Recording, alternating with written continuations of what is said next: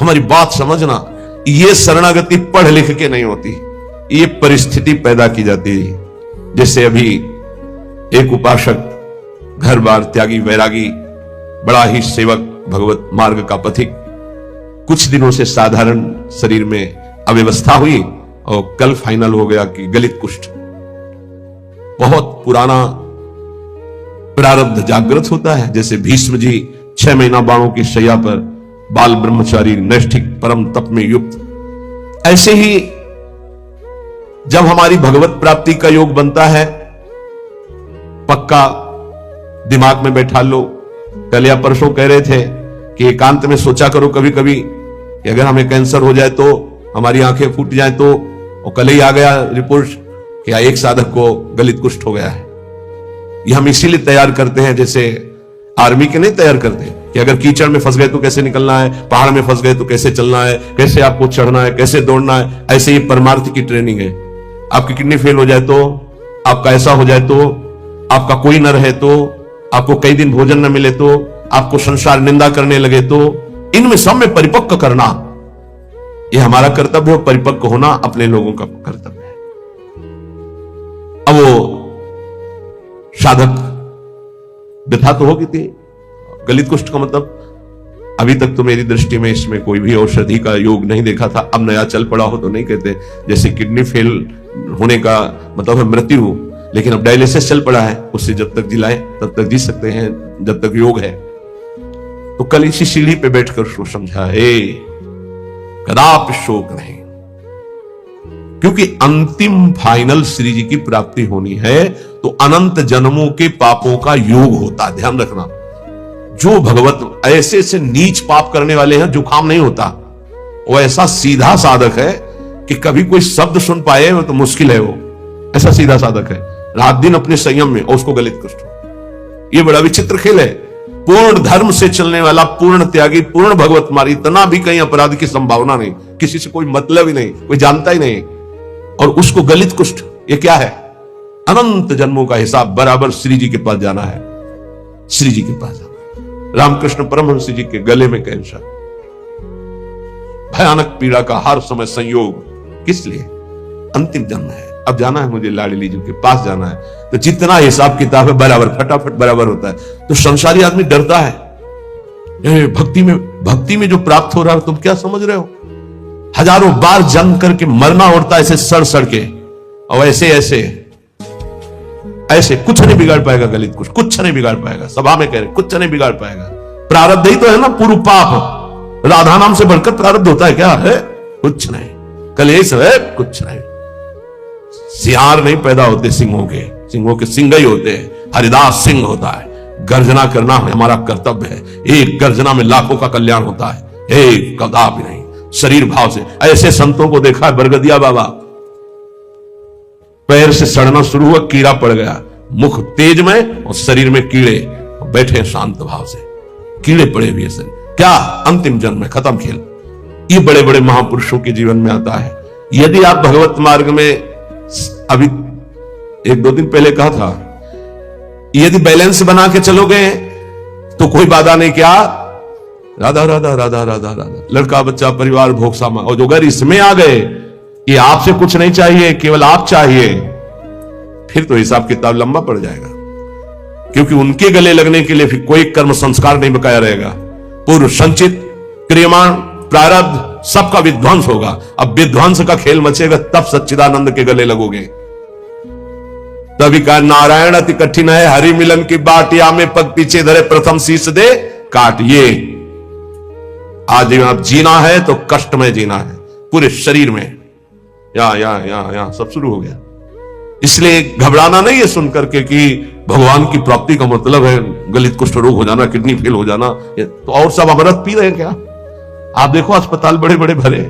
ये आखिरी जन्म है भक्त का, इसलिए बहुत जल्दी जल्दी डॉक्टर के पास रहोगे तो डरोगे नहीं। सत्संग सुनते रहोगे ना तो तुम डरोगे नहीं तो डर जाओगे। इसीलिए जल्दी कोई श्री कृष्ण से मिलना नहीं चाहता। ये बड़े खिलाड़ी हैं। यहां लगन लगन सब कोई कहे, लगन कहा वै सोए, जा लगन में तन मन डारे खोए।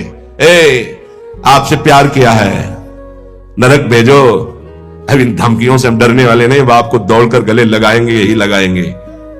आप भी नहीं रोक सकते। बोले इतना गरज कर कैसे बोल रहे हो? गुरु ने मंत्र दिया हमको इनको वश में करने का। ये जो मंत्र है जानते हो इसे क्या कहते हैं? निज मंत्र। निज मंत्र, वो मंत्र जैसे हाथी को अंकुश वश में कर लेता है, ऐसे हरि को मंत्र वश में कर लेता है।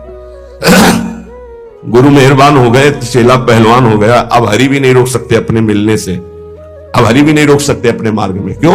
गुरु ने। हाँ, बस गुरु की वटिया से मिले रहना, कुछ लेना न देना, मगन रहना, निश्चित पार हो जाओगे। सुना था एक राधा कुंड के भगवान संत की चर्चा में, जो गलित कुष्ठ आया कहा 12 वर्ष का। हाँ, तो अपने लोगों के पास नहीं आएगा, अपने लोगों के पास ऐसे आता है, पूरा आके चढ़ बैठा। जब चढ़ बैठा है तो राधा के लिए कुंज का स्वरूप वो जानता नहीं है, स्वागत उसका बढ़िया होगा, कुछ नहीं होगा, देख लेना। हम क्या करें? कुछ नहीं होगा, देख लेना। क्या होगा? श्री जी गले लगाएंगे। संसार क्या करता? बोले स्यात् कुटुंबम किमिमम ततो दुर्दशा। दुर्दशा देखकर परिवार के लोग भी हट जाते हैं। पक्का ये खूब देखा है। 2-4 दिन वाली प्रियता बात अलग है, या बहुत बहुत जननी थोड़ा प्यार, फिर इसके बाद कोई प्यार नहीं करता संसार। पक्का आप लोगों को भूल भुलैया में फंस रहे हो, इसलिए ऐसा लगता है। नहीं, अपने जीवन में देखा है और पक्की बात है, कोई प्यार नहीं। अगर कोई प्यार करता है तो भगवान, अगर कोई प्यार करता है तो भगवान जिससे प्रेरित करते हैं वो, अन्यथा नहीं। तो धन्य है उसका जीवन कि जब शरीर दुर्दशा में हो और कोई प्रगट में पास ना हो तो ये लाडले दोनों खेलते खेलते आ जाते हैं, प्रिया प्रीतम बात करते हैं। ये कथा नहीं कह रहे, ये व्यथा कह रहे हैं। हृदय की जब व्यथा उत्पन्न होती तब कथा की रचना होती, तब उसकी जीवनी की रचना होती। दुर्दशा मांगो, मांगोगे? कोई हिम्मत है किसी की कि प्रभु मुझे ऐसी दुर्दशा दे दो जिसमें आपके सिवा कोई भी ना हो? और ये संसार जिस कमरे में आप होगे उस कमरे की खिड़की में भी नहीं झांकेगा कि कहीं ऐसे न कह दे, बुला न ले। पक्का खूब अच्छे से देखा है, खूब अच्छे से देखा। ये बात बहुत इसलिए रुक रुक के कह रहे हैं कि जीवन में सबके आता है, सब दिन होत न एक समान। एक दिन तुम सुख से इतराते हुए छाती फुलाकर अभिमान से डोल रहे हो, जब तुम्हारे कर्म का परिणाम आएगा तो छाती फुला के फिर सहने की ताकत नहीं होगी। इसलिए अभिमान मत करो, पाप मत करो। पीछे का हिसाब ही इतना है, लाखों बार जन्म ले तो भी हम नहीं भोग पाएंगे। उसको मिटाने के लिए मानव देह मिला है, खूब नाम जप करते हुए उसको मिटा दो। अगर मेरी ऐसी शरीर की दुर्दशा और सेवा नहीं बन पा रही भगवान की तो मुझे कोई फर्क नहीं पड़ेगा। क्यों? क्योंकि मैं पड़े पड़े रोते हुए उनकी सेवा करूंगा। एक होती सामग्री से सेवा और एक होती रुदन से सेवा। तो यहां कह रहे हैं सेवाधीशस्य न स्याद् यदि किमु ततः स्त्रील वृंदावने हम। अब हमसे प्रगट सेवा भी नहीं हो पा रही तो मुझे क्या, क्योंकि मैं हूं तो ना उनका। ये देखो, ये हिम्मत, ये निष्ठा बहुत जरूरी है। ये इसलिए कि आज आप स्वस्थ हैं, आप परिक्रमा दे सकते हैं, सेवा कर सकते हैं, कल ऐसी भी स्थिति आ सकती तो क्या। कभी कभी सोचते थे जब रात के 8 बजे स्नान कराते थे श्री जी को, हिम्मत बनाई रात्रि तक उठ पाए, श्री जी को स्नान करा रहे धीरे से जैसे बना, तो सोचते थे श्री जी आपकी सेवा कैसे होगी। आज हमारे तो 2 हाथ नहीं सेवा कर पाते, लेकिन आज सैकड़ों हाथों से श्री जी को दुलार हो रहा है। ये उनकी महिमा। सब नव अवस्था के सब पढ़े लिखे संत जो अपने जीवन को सांसारिक उन्नति में चढ़ाना चाहते थे, बड़े बड़े सर्टिफिकेट डिग्रियां लिए हुए हमारे श्री जी की सेवा में लगे हुए हैं, और ऐसे मनोयोग से लगे हैं, पूछो मत। भगवान सदैव कृपा करते रहे हमारी लाडली जी की सेवा में, ऐसी इनकी रुचि बनी रहे। कभी कभी जब श्री जी को श्रृंगारित देखते हैं, इन सबका प्रयास देखते हैं, तो ऐसा लगता है कि हमारी एक एक वृत्ति जो सेवा की थी वही इनके रूपों में आकर के विराजमान हुई है। जैसा हृदय से चाहते थे, भावना में करते थे, वही प्रगट में आज सेवा हो रही है। अगर शरीर से सेवा भी न बने तो हमें क्या, क्यों मैं आपका हूं, आपके निमित्त पड़ा हूं। यथा श्याम्भ स्यास्थाय धैर्यम, ये बहुत बढ़िया श्लोक भगवत प्राप्ति के लिए कह रहे हैं, बहुत जोर की बात इस श्लोक में कह रहे हैं। जैसी भी परिस्थिति रखोगे मैं धैर्य नहीं छोड़ूंगा। हे हरि, आपसे है, आप जैसी परिस्थिति देना चाहो दे दो। क्या लोक में स्वच्छंद निंदा कराओ, लोग अपमान कर दे, तिरस्कार कर दे, तो भी मैं दीन नहीं होऊंगा। दीन का मतलब हाय हाय अब हमारी सब निंदा करने वाले कोई हमारा नहीं, ऐसा कभी नहीं होगा। यदि हमें कुटुंब परिवार छोड़ दे, शरीर हमारा दुर्दशा को प्राप्त हो जाए, प्रगट में सेवा भी ना कर पाऊं, तो भी स्थास्याम्यास्थाय धैर्यम मम निज परमाभीष्ट सिद्धिर्भवत्रे, मेरे को भगवत प्राप्ति से कोई नहीं रोक सकता, क्योंकि मेरा धैर्य है कि मैं प्रभु का हूं। हमारे माई श्यामा जो को राज, अब इसी से भगवत प्राप्ति होगी, पक्का होगी। यही हम कई बार समझाना चाहते थे, जो आज श्लोक में निकला है। कैसी भी परिस्थिति हो, भजन भी ना बने तो भी भगवत प्राप्ति होगी। बोले भजन के बिना भगवत प्राप्ति कैसे होगी? भरोसे में, भरोसे में। आगे पड़ा जटायु देखा, सुमिरत राम चरण की लेखा। भगवान के चरणों, मानो दुर्दशा है शरीर की, कोई पास नहीं, नाम से कोई साधन बन रहा है ना कोई भजन, भारी पीड़ा है तो भजन भी नहीं बन रहा है, तो क्या? बस आशा है आपकी, भरोसा है आपका कि आप बड़े कृपालु हो, आप अपनी कृपा से मुझे मिल जाओगे, अपने समीप बुला लोगे, पक्का। श्रीपाद करें, मेरा ये धैर्य विचलित ना होने पावे, कुछ भी हो जाए। देखो इसमें ये नहीं देखा जाता कि इस समय इसकी परिस्थिति क्या है, हमारे प्रभु ये नहीं देखते, वही तो देते हैं, वो देखते इस समय इसकी स्थिति क्या है। अंदर में जो हमने भरोसा पाला है जीवन में, वो कभी कहीं भी नहीं छूट सकता। हम माने कि नाम जप नहीं हो रहा, वाणी पाठ नहीं हो रहा, माना कि हमसे सेवा नहीं हो रही, माना कि हमारे अंदर कोई अब भागवतिक विचार भी नहीं रह गए, लेकिन ये जो एक झीना सा धागा है कि मैं श्री जी के भरोसे हूं, इसको कौन तोड़ सकता है? इसी से भगवत प्राप्ति होती है, इसी भरोसे से। व्यास भरोसे कुंवरी के सोवत पांव पसार, अर्थात मैं निश्चिंत होकर पढ़ाऊं, मुझे निश्चित भगवत प्राप्ति होगी। जो श्रीपाद करे, मम निज परमाभीष्ट सिद्धिर भवित्री। बहुत जोर की बात है, हर उपासक के लिए ये अध्यात्म की चरम सीमा की स्थिति की बात है। इस पर विश्वास कर लो अगर कर पाओ। कैसी भी परिस्थिति हो, मैं श्री जी का हूं, श्री जी का ही रहूंगा, चाहे कितना भी कष्ट आ जाए, निश्चित भगवत प्राप्ति हो जाएगी। निश्चित आपको वो परम सिद्धि प्राप्त होगी जो किसी साधना से नहीं प्राप्त होती है। जब तक शरीर स्वस्थ है तब तक कचाई न रखो। कल चर्चा हो रही थी काचे धर्मी की, उसमें जो शेष है उसको श्रवण करो तो कच्चाई दूर हो जाएगी, तो निष्ठा आ जाएगी, सच्चाई धैर्य आ जाएगा। श्री सेवक जी महाराज कह रहे हैं कि जब आपने शरणागति हरिवंश चंद्रजू की ले ली, ध्यान से सुनिएगा, लोगों के मन में कई तरह की शंकाएं रहती हैं, इनका त्याग कर दो। गीता जी में भगवान ने कहा, ये यथा माम प्रपद्यन्ते तास तथैव भजाम्यहम्, मुझे जैसे जो भजते मैं उनको वैसा ही भजन में अनुभव हो। अब आप प्रभु को पत्नी रूप से भज रहे हैं तो वही बैठे हैं तुम्हारे पास, तुम्हें समझ में नहीं आ रहा। पुत्र रूप से भज रहे हैं तो पुत्र रूप में वही बैठे हैं। ये था माम प्रपद्यन्ते, इसको बहुत सरलता से देख लो। आप जिस रूप में प्रभु को देखना चाह रहे हैं वही रूप प्रभु दिखा रहे हैं। अब हम निकुंज उपासी हैं, हमारी उपासना का एक विशुद्ध मार्ग है। क्या विशुद्ध मार्ग है? जिसमें हमारे आचार्य और रसिक महापुरुष गए, हम उसी मार्ग के पथिक हैं। हमें बाहरी उपदेश नहीं सुनना। क्या बाहरी उपदेश? आज तो अमुक व्रत है, आज ऐसा है, आज ऐसा है। देखो, बहुत शास्त्रों का सम्यक आराधन करके बोल रहा हूं, यह ना समझो कि मुझे पता नहीं।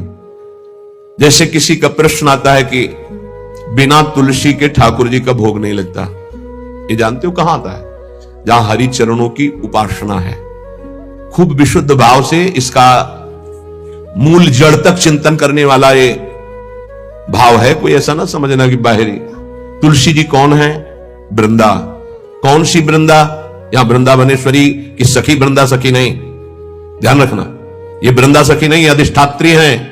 अनादि वृंदावन, अनादि वृंदा सखी, ये वो वृंदा जो नारायण को पति रूप में बनाना चाहती थी।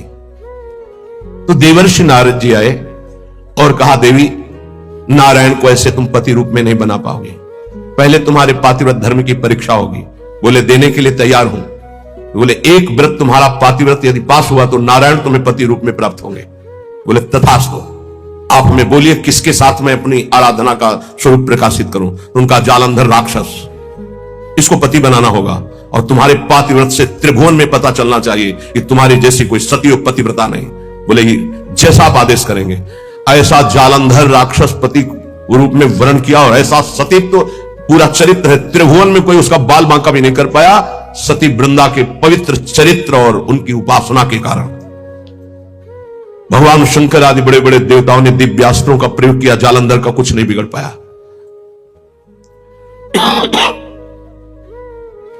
भगवान श्रीहरि से प्रार्थना की। भगवान श्रीहरि ने कहा ऐसे नहीं मारा जा सकता, इसका मूल है वृंदा, अगर उसका सतीत्व भंग हो तो ही मारा जाएगा। तो बोले नाथ आप ही इसको देख सकते हैं। तो उन्होंने कहा मुझे ही पति रूप में प्राप्त करने के लिए उसने तपस्या की थी, मैं जा रहा हूं। नारायण रूप से नहीं गए, छल किया। जगत मंगल के लिए उस दैत्य को मारने के लिए भगवान उसका रूप धारण किया, जालंधर का। जब सतीत्व भंग हुआ था उसे होश आया। उसने कहा मेरे पति जैसी चेष्टा नहीं, कौन हो तुम? क्योंकि आप में असीम सामर्थ्य, असीम सौंदर्य, असीम सुख मेरे पति नहीं हो सकते, क्योंकि मैं जानती हूं कौन है जालंधर राक्षस। आप वो नहीं हो। आप कौन है? अपने रूप में भगवान। तो उन्होंने कहा माना कि आपके लिए ही तप कर रही थी, लेकिन इस समय मेरा पति जालंधर, अब मैं मानती हूं मारा जाएगा क्योंकि मेरा तप नष्ट हुआ। मैं आपको शाप देती हूं, आप पाषाण रूप हो जाए। तो नारायण शालिग्राम बन गए। तो कहा मेरे लिए ही तूने तप किया था नारद जी ने, तो तुझे पार्थिव धर्म की परीक्षा के लिए जालंधर को व्यर्थ में मुझे शाप दिया, इसलिए मैं शाप देता हूं, तुम वृक्ष रूप हो जाओ।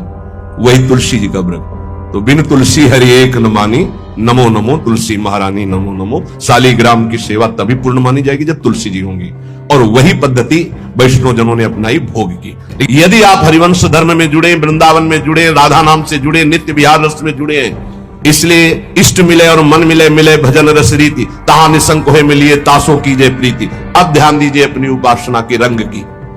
अगर आप शरणागत हो चुके तो पहला नियम है कि बिना श्री जी को अर्पित किए एक बूंद पानी भी नहीं जाना चाहिए जिब्या में। और बात तो दूर, हमारी बात को समझना, हम कहते पहली बात तो ऐसा कुछ ना पिए खाए जो हम श्री जी को भोग नहीं लगा सकते। अगर आपकी औषधि चल रही है, आपका वृद्ध शरीर है, आप ऐसे लेते हैं नाम जपते हुए, पर पहले राधा वल्लभ लाल की जय और भावना में अर्पित कर दो। जल है, एक तो जब भोग लगाते हो आठों पैर तो जल होता है, उसको आप पात्र में रख करके फ्रिज का एक हिस्सा ऐसा रख सकते हो जो प्रसादी हो, और एक अमनिया कर सकते हो। तो वो जो प्रसादी जल है वही पीने की प्रयोग। अगर आप ऐसी जगह हैं आपको ये सुविधा नहीं मिलती अष्टपहर के प्रसादी जल की, तो जब पिए तो राधा वल्लभ लाल की जय और 1 मिनट भावना करे, हे प्रभु मेरे हृदय देश में विराजमान होकर आप जल पान कीजिए, जल पिए। ऐसी कोई वस्तु खाइए पिए नहीं जो प्रभु को अर्पित नहीं की जा सकती। कुछ लोग ऐसे काचे धर्मी के लय उपदेश कहा अनन्य अनहाय अनर्पित जाय गटकत, शरणागत हो गए, उनको पता ही नहीं है, जहां जो देखा वो वहां खरीदा और खा रहे। ये तो देखी बात है।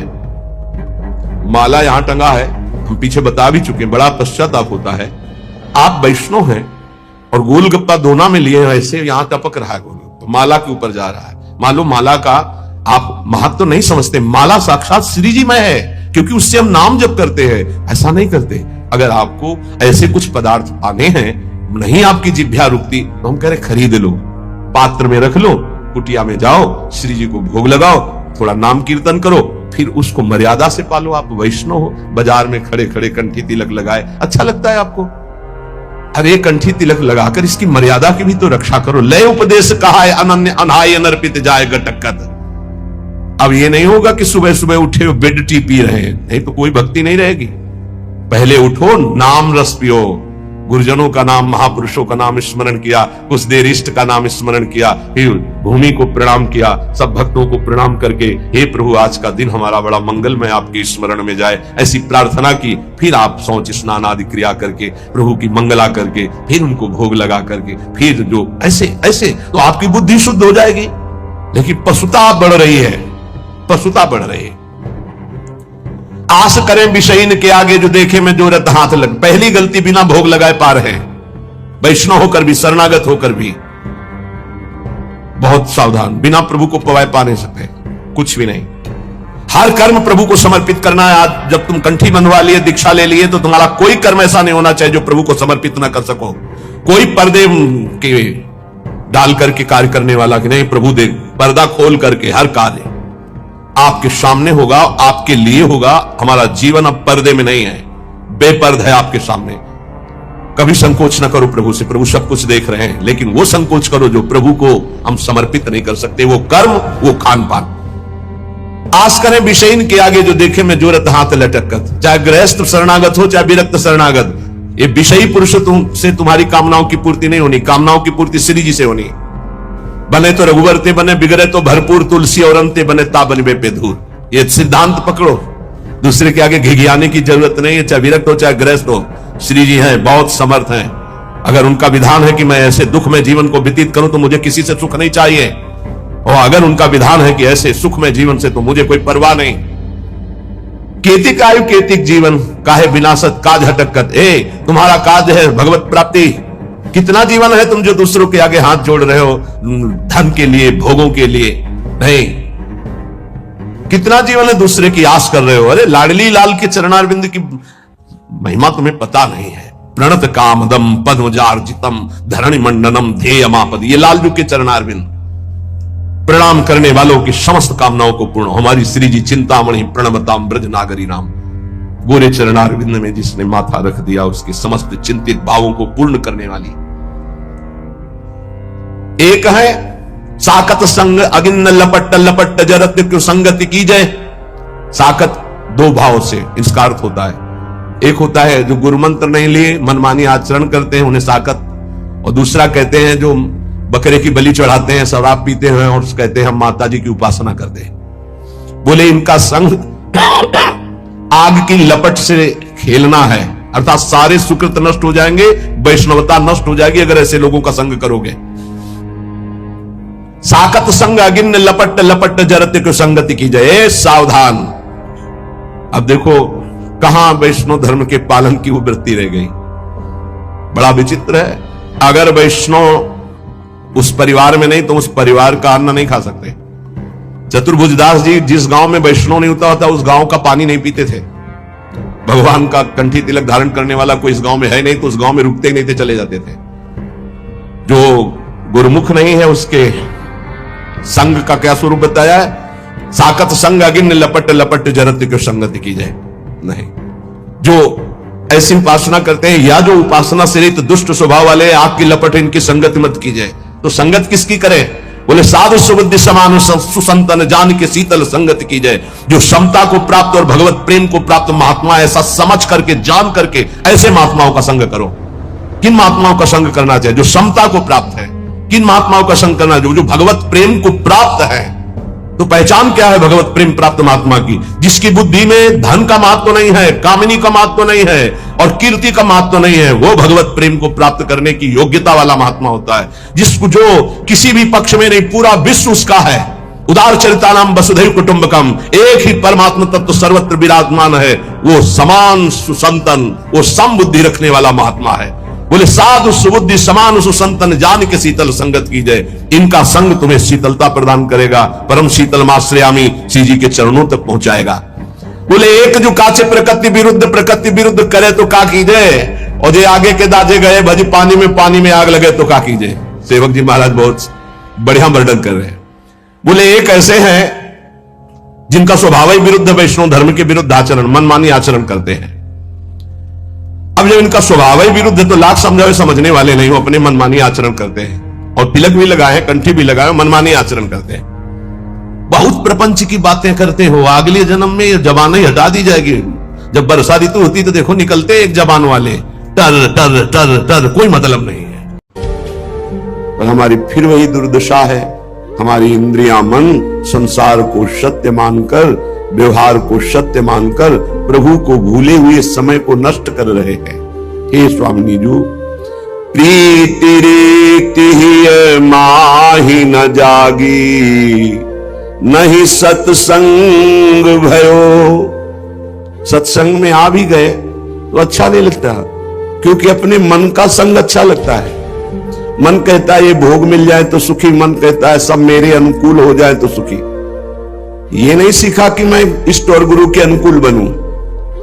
ये नहीं सीखा मैं शास्त्र की आज्ञा के अनुकूल बनूं। इंद्रियों का गुलाम, मन का गुलाम पूरी सृष्टि से अपनी अनुकूलता चाहता है। स्वप्न में भी अनुकूलता नहीं मिल सकती, दंड विधान और हो जाएगा। एक प्रसंग में देखा, एक राजा बड़ा पुण्यात्मा था, उसका केवल एक अपराध बना, अपनी पत्नी को अपनी दासी समझ करके कटु वचन बोलना, प्रतिकूल व्यवहार करना। बड़ा पुण्यात्मा धर्मात्मा।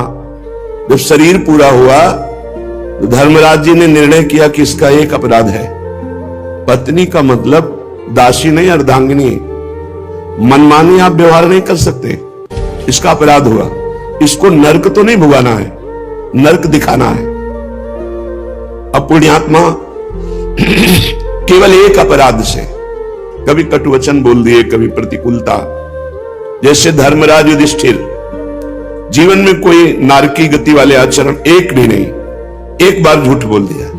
भगवान ने आदेश किया, कह दो अश्वत्थामा हतो, अश्वत्थामा मारा गया। आपने थोड़ी अपनी बुद्धि लगा ली, उनका अश्वत्थामा हतो नरोवा कुंजरो, और पता था हाथी मारा गया है, फिर क्यों बोल दिया झूठ? बोले इनको नरक दिखाओ। एक बार नरक दिखाना पड़ेगा क्योंकि इन्होंने एक अपराध किया। अब विचार करो हमारे लोगों की दुर्दशा क्या होगी, हम लोगों को क्या मिलेगा?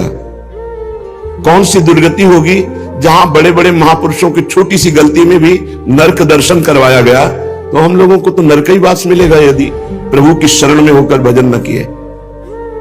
सत्संग मिलता है, इनकी बातों को नहीं पकड़ते। सत्संग अमृत है, पर इसकी बात को पकड़ो सत्संग की, नहीं मनमानी सोच, मनमानी चिंतन, मनमानी आचरण। क्या करेगा सत्संग? थोड़ी देर सत्संग सुन लिया फिर मनमानी आचरण नहीं। जय श्री हरिवंश नरक गति दुर्भर, यम द्वारे कटियत नक्शी के। छोटी सी भी गलती का दंड मिलेगा, एक सेकंड भी जो आपने गलत किया उसका भी दंड मिलेगा।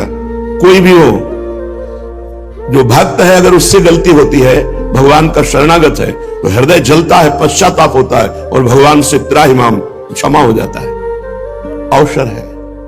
हे प्रिया, जो आपने सत्संग दिया पर हमने सत्संग को स्वीकार नहीं किया। पूरा सत्संग सुना, इसके बाद शब्द क्या स्वीकार किया? कुछ नहीं। तो मिला क्या? जितनी देर सत्संग में बैठे वो समय तो सार्थक गया, लेकिन वचन ना मानने के कारण सत्संग का जो लाभ मिलना चाहिए वो नहीं मिला। जहां मृत्यु लोक के सुख की बात क्या कही जाए, स्वर्ग सुख की बात क्या कही जाए, मोक्ष सुख भी जिस सत्संग की तुलना में नहीं रखा गया, तात स्वर्ग अपवर्ग सुख। फिर वहां हम नारकी गतियों को प्राप्त होने वाले आचरणों में सुख। लव मात्र का सत्संग हमारे जीवन का परिवर्तन कर दे, पर हम स्वीकार तो करें। हम मन को, बुद्धि को सत्संग के मनन और निश्चय में तो लगावें, तब हमारे हृदय में प्रीति रीति जागृत हो। गौरी सखी कह रही, जन्म सब यो ही बीत गयो, कोटि कुकर्म किए निशिवासर, छिनहु न नाम लयो, भजन भावना ये न परसी, विषयन सहज गयो लाड़ली, जन्म सब यो ही बीत गयो। प्रियाजू, इन दुष्ट इंद्रियों ने, मन ने कुकर्म ही करवाया। कुकर्म जो शास्त्र विरुद्ध है। रात दिन नाना प्रकार की भोग वासना का चिंतन करते हुए व्यतीत हो रहे हैं। आपका निरंतर नाम, आपका ध्यान, आपकी लीला गुण श्रवण, आपका चिंतन नहीं हो रहा है। हे किशोरी, जो ये जन्म मिला है